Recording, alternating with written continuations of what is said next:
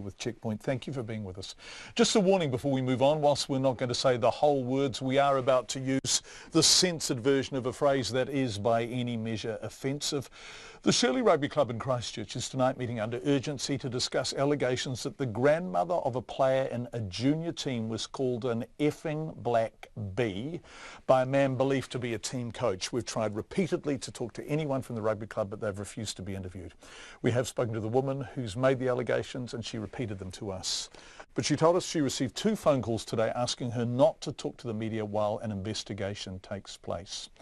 Shirley Rugby Club responded to the complainant saying, because the altercation happened in a public car park, Shirley Rugby does not feel this warrants any further investigation. That letter was signed Club Secretary Shona Milne on the 23rd of May. Club President Roger Smith insists he only found out about the matter this past weekend and says the board is meeting tonight. We'd like to ask the club why it took so long to tell the Canterbury Rugby Union, its parent effectively, what was being alleged. That's something the union itself would like answered too. I spoke to Nathan Godfrey, the CEO of Canterbury Rugby, a short time ago.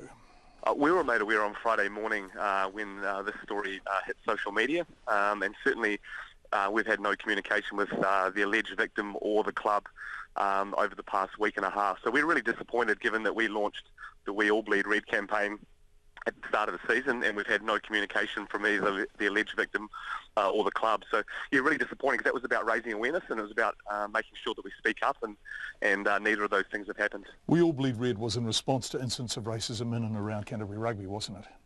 That's correct, that's right. Okay, so there is absolutely no place for this. That's a statement of fact, and you are working very hard to stamp it out. Are you surprised the club didn't come to you earlier to tell you what was being alleged? I am. I'm really, really disappointed because a hell of a lot of effort has gone into launching the campaign and raising awareness and making changes to our governance process. And it's not until probably Monday morning that we received a letter of complaint from the alleged victim, and now we're in a position where we can follow through and process. And that process includes complaints review officer who's been appointed to the case. They're currently investigating, and once we have all the facts on the table, then we'll follow that through and certainly take action where appropriate. Right, your complaints investigator will talk to the alleged victim, right? Absolutely, and the club, absolutely, both the club and the alleged victim. It's my understanding the club's having some form of board meeting tonight where this will be discussed? I understand that's the case. Again, I've had no communication with the club, no formal communication with the club, but I understand they've got a meeting tonight, and certainly over the next week or so we'd expect some sort of outcome. But yeah, I certainly can't comment on that judicial process. That's completely independent of the Canterbury Rugby Union. And the Canterbury Rugby Union's not tempted to send along an observer or somebody to go to the club meeting tonight? No, at this stage we haven't been invited, but I'm certainly open to that. The issue, clearly the Canterbury Rugby Union is open to stamping this out. I mean, you're very much on the record and you have been for some time. Do you think the club itself is? Because it seems the more we look at it, the less prepared they have been to really go on the record, to really front foot an investigation into what happened.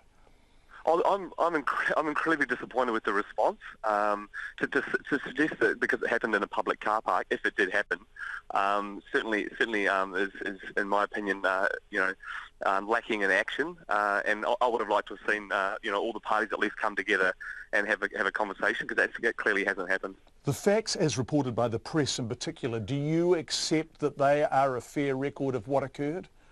I really don't know. We've clearly received a letter of complaint, and that's consistent with the message that we've seen in the media over the past few days. Right. Who's the letter of complaint from? Is that from the alleged victim herself? That's correct. That's right, the mother. And what does she lay out? The same stuff that we've seen in the press, for example, including the language that was used against her? Yeah, that's right. I can verify that. Yeah, absolutely. It's consistent with all the media comments and certainly with all the social media comments as well. Okay, so if she was called those things, what would the attitude of Canterbury Rugby be? I'm on record, and so is the union, as saying that we have a zero tolerance policy. So we're certainly going to be tested here in this case. If it is found, and we certainly can't preempt anything, but if it is found that this is the case, then certainly some strong action will be taken. What sort of action do you think?